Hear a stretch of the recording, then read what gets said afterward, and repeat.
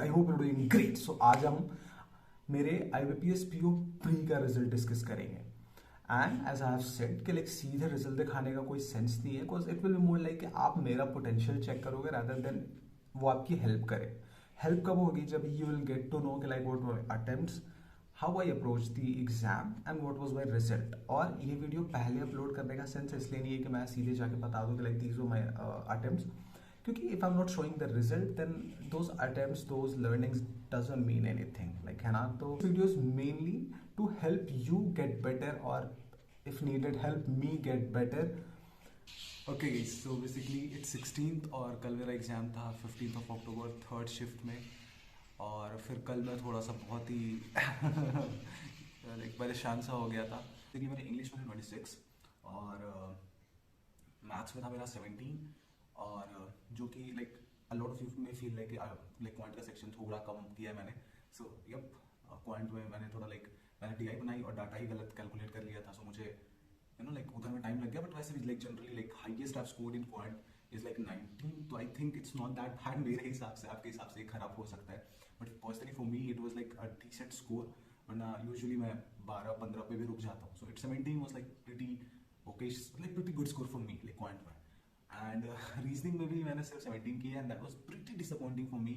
मैं परेशान हो गया था। ओवरऑल क्यूमुलेटिवली मेरा जो अटेम्प्ट है वो 60 है, और अगर मैं टेक्स्ट बुक का मॉक देता हूँ तो मैं 70 प्लस अटेम्प्ट करता हूँ बेयर मिनिमम, तो स्कोर मेरे 65-68 ऐसे आ जाते हैं। और अगर मैं प्रैक्टिस मॉक पे अटेम्प्ट करता हूँ तो भी यूजुअली मैं 68, 67, 69, एक बार 70 अटेम्प्ट किया था।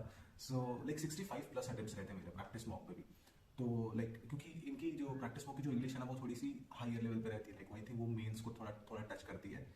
तो उस वजह से उसमें ना इंग्लिश में थोड़े एरर्स हो जाते हैं, तो स्कोर मेरा 58 to 62 के बीच में हवर अराउंड करता रहता है। एक्चुअली 4-5 गलतियां हो जाती हैं मुझसे इंग्लिश में, बाकी तो नहीं होती।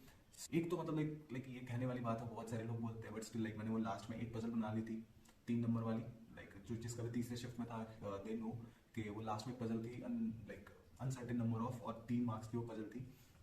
इट वॉज ईजी, बट ऐसा था कि मैं मैंने वो पजल बनाया, ऊपर देखा ना, वाज टाइम ओवर हो चुका था। सो वो 3 मार्क्स ना मुझको बहुत ज़्यादा खा गए।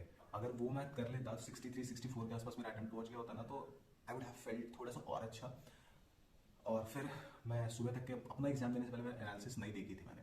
फिर मैं अपना एग्जाम देके बाहर निकला, एंड फिर most probably I think I can make 2 mistakes in English section. बाकी रीजनिंग और पॉइंट में तो आई डोंट थिंक वो एक मिस्टेक होगी।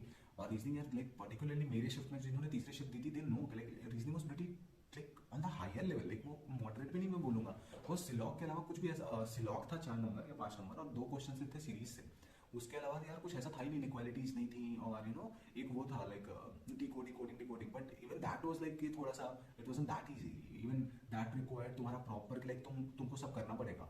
सो उधर मैंने ना थोड़ा टाइम ले लिया coding. I should have skip the question, जो मुझे लगा के कर देता हूँ मैं, वो मैंने स्किप कर दिया होता तो शायद वो 3 नंबर एक के चक्कर में 3 नंबर कमा दिया मैंने। So I think that was my mistake, and अभी ये हो गया मेरा अपना। ओके, तो जैसा कि हम सबको पता है कि IBPS का इस बार का जो कट ऑफ था that was comparatively really low. Last year it was I think 50 था, क्या मुझे याद नहीं है, बट इस बार तो वो 49.75, और जनरल का भी आई थिंक 50 ही था। 50 के ऊपर तो किसी का नहीं है, तो दैट इज़ इट।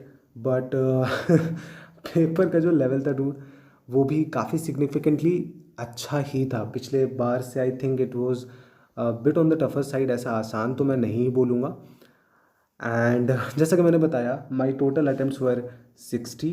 एंड अभी मैं बात कर लेता हूँ अपने सेक्शनल का स्कोर और अटेम्प्ट्स की। तो इंग्लिश में मैंने अटेम्प्ट्स किए थे 26, and the score that I got is 22.50। अब यहाँ पे कुछ गलतियाँ 100% हुई होंगी, क्योंकि इंग्लिश इज़ अ लैंग्वेज जहाँ पे आपको लगता है कि आप सही हो, बट ज़रूरी नहीं हो कि आप सही हो, तो गलती हो सकती है। And I have definitely done few mistakes. अब हम बात कर लेते हैं अपने दूसरे क्वांट सेक्शन की। तो उसमें जो मेरे अटेम्प्ट्स थे दैट वाज 17, और यहाँ पे आई थिंक नॉर्मलाइजेशन का फैक्टर थोड़ा प्ले इन हुआ है, और जो मेरे स्कोर है वो 17.75 है। अब इसमें 2 चीज़ें हो सकती हैं। पहला तो ये कि मैंने एक कोई क्वेश्चन गलती कर दिया हो, तो मेरा स्कोर जो हो गया हो वो कुछ तो कम हुआ हो, और फिर 1-1.5 नंबर सीधे बढ़ गया हो, तो 17.75 हो गया हो। दूसरा फैक्टर ये भी हो सकता है कि एग्जैक्टली जितने मैंने अटेम्प्ट किए थे उतने के उतने ही हो, और 0.75 का मुझे नॉर्मलाइजेशन का फैक्टर इन होके थोड़ा सा एज मिल गया हो। तो कुछ भी हो सकता है, कुछ नॉर्मलाइजेशन तो होगा ना डूड, जहाँ पे भी आप 10 से 12 शिफ्ट्स करा रहे हो तो 2-4 नंबर 3 नंबर थोड़ा तो normalization factor it play in करता है। अब सीचल जितना नहीं करता कि 10-10 नंबर बढ़ जाए, बट 1-2 नंबर ऊपर नीचे तो 100% होता है। अब अगर मैं बात करूँ रीजनिंग की, तो my attempts were like 17 but my score is 20। तो जो मेरा एक्चुअल अटेम्प्ट हो गया 7 दूनी 14, 6 20 2 3 4 5 6, तो लाइक अटेम्प्ट्स तो मेरे 60 ही हैं अगेन। बट रीजनिंग में आई थिंक लाइक एक्यूरेसी मेरी 100% रही होगी, और शिफ्ट हो सकता है थोड़ी सी टफ रही हो, तो उस वजह से लाइक मैंने 3 मार्क्स अबव द अटेम्प्टेड पाए हैं, स्कोर किए हैं।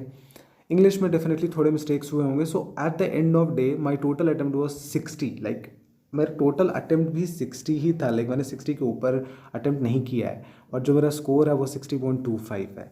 तो I think this is like good score. और अगर मैं सीधे कट ऑफ से अगर मैं बात करूँ, तो कुछ भी आप बोलोगे, चाहे जनरल से बोलो चाहे किसी चीज़ से भी बोलो, लाइक अबव 10 मार्क्स हूँ मैं।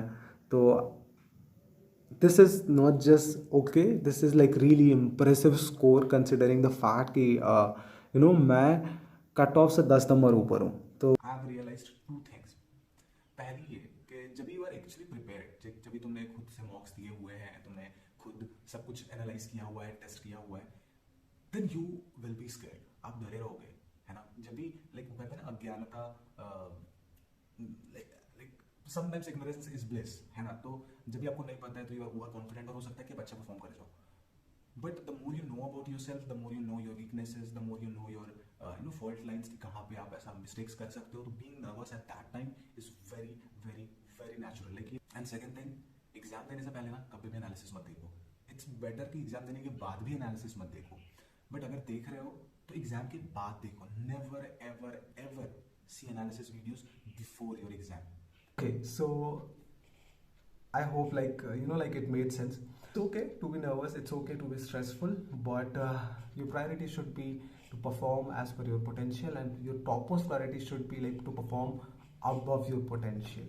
I hope this video made sense. I hope this video was helpful to you in any kind of way, and if it was, like, please do like, share, subscribe and everything. Comment down below like whatever like you think of that. And a lot of you guys asked to make a like Telegram channel, so Telegram channel का link description में होगा, या फिर मेरे channel के description वाले page पे होगा। Go there and like I am there, like we can communicate. But मैं लाइक ऐसा बहुत ज़्यादा सोशल नहीं हूँ, like when it comes to one chatting. So okay, cool, I am gonna go and I will see you in the next one.